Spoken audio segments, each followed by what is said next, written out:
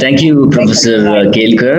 I thank CSG for this wonderful opportunity to be here to share some of my thoughts here. Rather than a celebration, I don't see Women's Day as a celebration. Probably it could be a time to critically self-introspect us in looking at the situation in which the country is, probably in related to the gender equality is concerned. That is what I'm just going to do.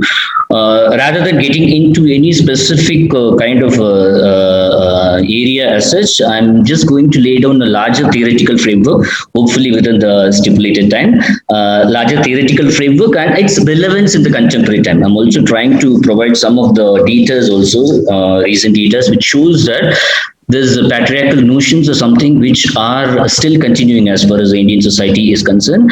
To a larger extent, it is not only India, all over the world, but to be very specific, I'm just going to quote some of the data from the Indian situation also. As far as the gender hierarchy is concerned, if you're going to look at that, many times we understand gender hierarchy by raising some of the questions, a Socratic way of understanding only. But why do women dress like this? Why do women wear ornaments? Why do women have this Mangal Sutra Tali?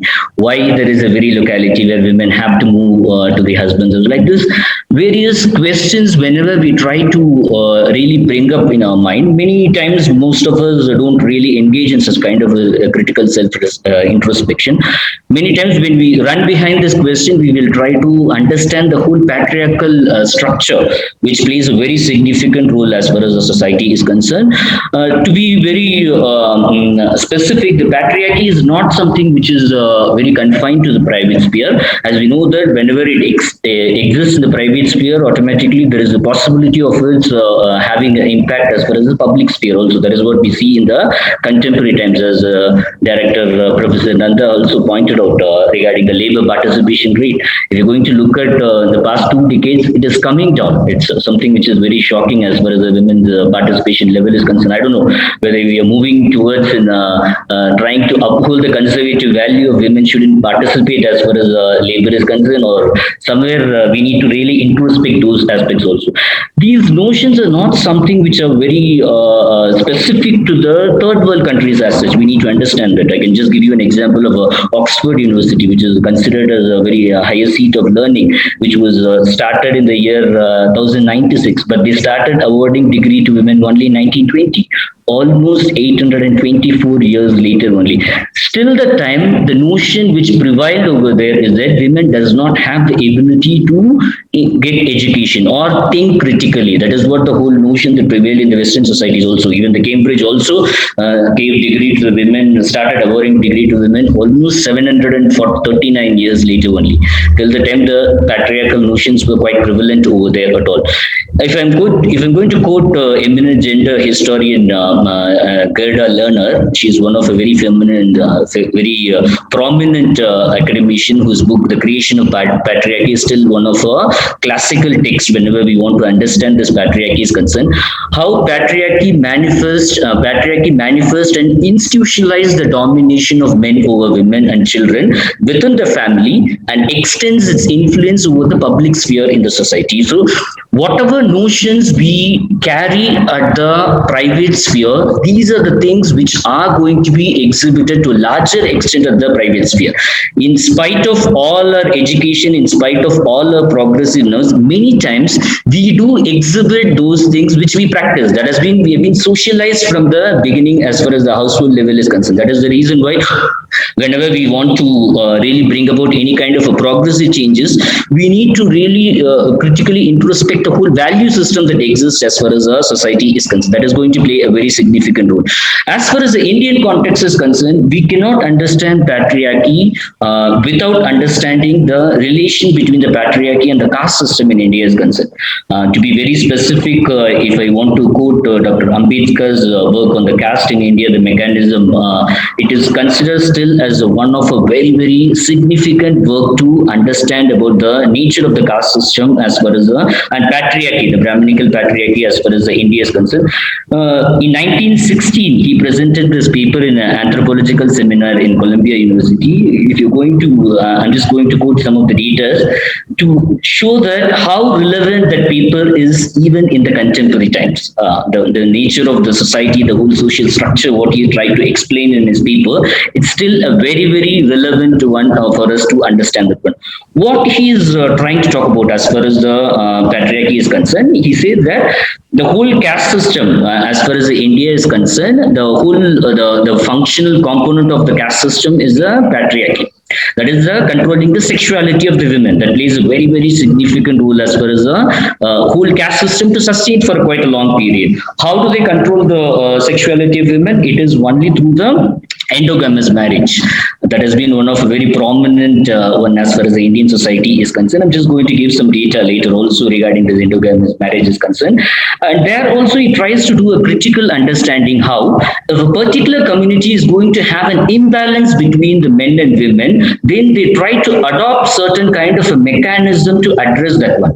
For example, if there are going to be more women and less men over there, that is where they try to practice the sati, they try to practice the widowhood. All these practices have been introduced to not break the whole endogamy, but also to maintain the balance between the men and women is concerned. In a similar way, how the men, if a man, there is going to be more men and also a lesser women over there, that is where they also try to prescribe how this sainthood has been given to the men as well. They'll go in a religious journey, they'll go. If not, there is a possibility of child marriages, which is also one of a prescribed one as far as, so that the whole endogamous marriage system doesn't break away from this one. All the caste system continues. It is so relevant for us because still now we find that the marriages to a larger extent in India is concerned, more than 90% of the marriages happens within the particular caste only. So that reflects the nature of the endogamy, which is continuing even in the contemporary time as far as the Indian system is concerned. And further, he also talked about the hypergamy and hypogamy. The hypergamy is the one where the upper caste is allowed to marry the lower caste. That is to some extent allowed. Hypergamy is about the low caste men marrying the upper caste. That is absolutely not accepted at all as far as the Indian system is concerned. That is where you will find all these honor killings. When you are going to look at the record, most of the honor killings happen whenever the women is going to be from the upper caste and the men is going to be from the lower caste, because ultimately you're going to trace your lineage in a patrilineal manner only. Through the men only you're going to trace the lineage. You're going to carry the initial, or the family base is going to be only from the men. So that shows the nature in which the whole system has this patriarchal notions as far as the Indian society is concerned. When you're going to look at all kinds of cultural practices, even in contemporary times, many of the cultural practices, the kind of resistance being offered in many of the what we see in the Sabarimala case, also what kind of a resistance has been shown over there, which shows these notions are still entrenched as far as the Indian thinking is concerned. Why we need to understand this patriarchal notions as far as the India is concerned? That is very important for us to understand how the agency of the women is being restricted from the time of the birth. It is not only something which is going to operate when you're going for a work or something. It is something which is going to restrict the agency of the women at every point of time. As we know that the kind of feticide and other things, which shows that even before the birth itself, the women have been eliminated as far as in many situations are concerned. So that shows that the women to attain the leadership is the second question. The first thing is that the women has to first participate freely. That is the first thing over there. There itself, these notions are creating a larger structural obstruction as far as the women empowerment is concerned. So whatever kind of a data we want to look at as far as the Indian situation is concerned, unless and until we don't try to locate it within this larger structural patriarchal notions are concerned, then it will be it will not be easy for her to really understand the real meaning of the data also. So I'm just going to, as I told you in the beginning, these are the larger theoretical conceptual framework. I'm just trying to limit it as of now because I know that I have very limited time only. So probably I could, during during the discussion also we could elaborate something on that one. Now what I'm going to do is I'm just going to take up some of the data to show that these notions which has been emphasized by the Ambedkar and others a long period ago, which still has a very strong relevance as far as the Indian society is concerned. As I told you, the intercaste marriages are concerned. The National Family Head Survey 2005-6 is one insignificant one which tries to show that there are only around 10% of marriages as far as the India is concerned. They are intercaste marriages over there. And within this intercaste marriages, also the pratiloma marriages, that is the upper caste woman marrying a lower caste man, is very, very limited. Around 4% only you will find that happening over there. And also the IHDS, that is the Indian Human Development Survey, which happened in the year 2011-12. That also tries to give information that it's only around 5.4% as far as the intercaste marriages in India is concerned. This shows that the women's agency in trying to choose a partner. This is one step. This is not a something which is going to give a comprehensive, but it shows that how women's sexuality is something which is to a larger extent constrained by the whole societal structure. It doesn't allow it to break away and move in a free manner at all. And whenever they try to do that, we have this concept of honor killing. I don't know whether it's a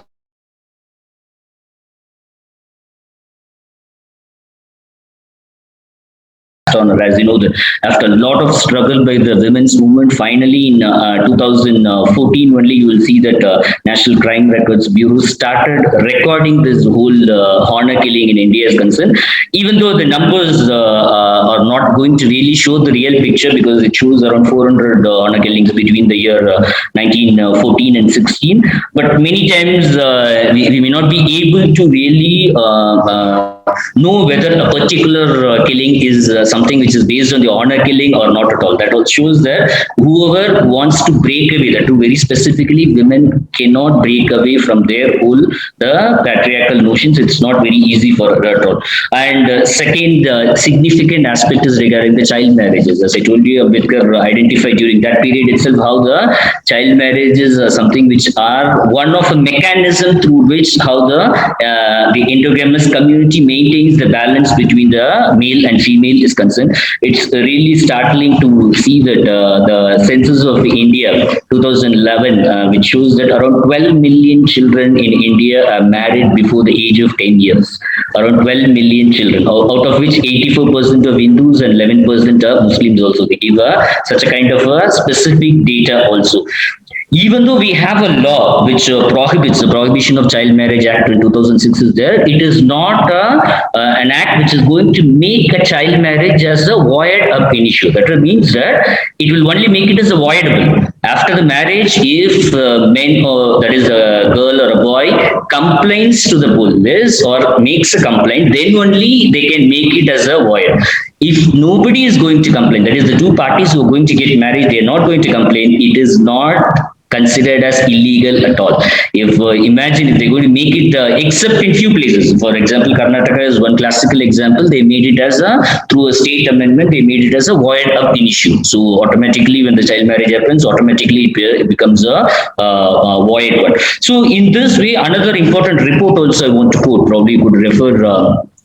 Regarding this is very specifically related to the female foeticide and infanticide is concerned.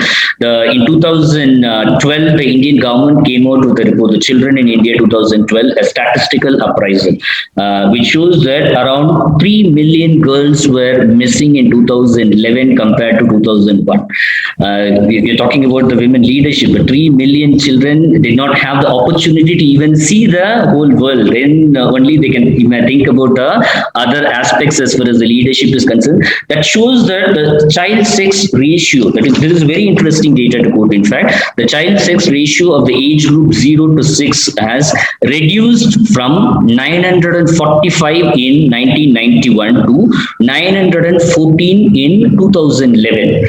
Almost you have more than 20-25% of the child ratio has reduced between the 2 decades. But the interesting point is that the overall sex ratio showed an improvement from 927 to 940. It's only the child sex ratio, that is between the 0 and 6, that shows the decline. That gives a different kind of a picture how the women's life is being valued at the time of birth is concerned. And the next significant data is regarding the women reservation. As we know that it's been one of demand for quite a long period. In 1996, the bill was first placed in the parliament. Still now we are struggling to get any kind of development over there, even though it was once passed in Rajya Sabha in 2011, but it was not passed in Lok Sabha later. The why it is more significant, even though we try to boost the 2019 Lok Sabha is something which has a maximum number of women, that is around 14% we have in the 2009 Lok Sabha.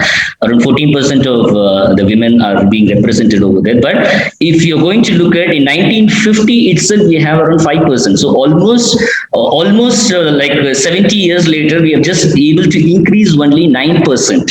Of the women's participation as far as the politics is concerned. It's really stunning to see how it is being, in spite of many political parties talking about the women's reservation. Yeah, we do agree that the intersectionality do play a significant role, but that is not the reason to stop the whole implementation as far as the women's reservation is concerned, as far as the politics. As Director Nanda has indicated in the beginning, the women's female labor force participation, it's really shocking when he quoted the data. I'm also trying to quote the same data. That is, by 1990, we had around 30.3% of participation as far as the female labor force participation is there. In Dr. 2000. Yeah. Dr. Venkat, you have 2 more minutes. Yeah, sure. So it has declined to almost 20.5% in 2019. It was a complete steep decline. In fact, the global gender gap index also, which shows that India was pushed towards 149 position in 2020. So these are some of the indicators which shows that there is a kind of larger patriarchal notions which constrains the women from participating. There has been debate going on regarding this Maternity Benefit Act also, which has extended the benefit to the women from 12 to 26 years. But the whole criticism is that by extending the number of days of holidays for women, you're trying to again reinforce that women are responsible to take care of the women, rather than giving the same kind of rights to men also. That means that the same amount of leave has to be provided to men also.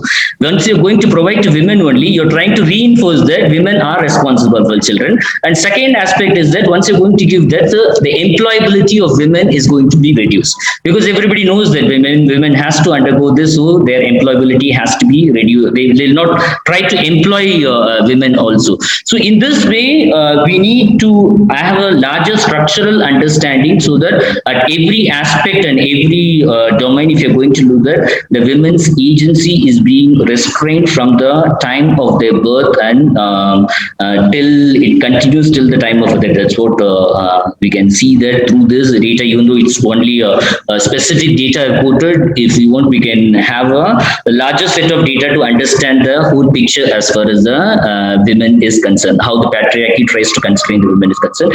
I'll just stop my talk with us, and if there is any question or discussion, I'll take it up later. Thank you.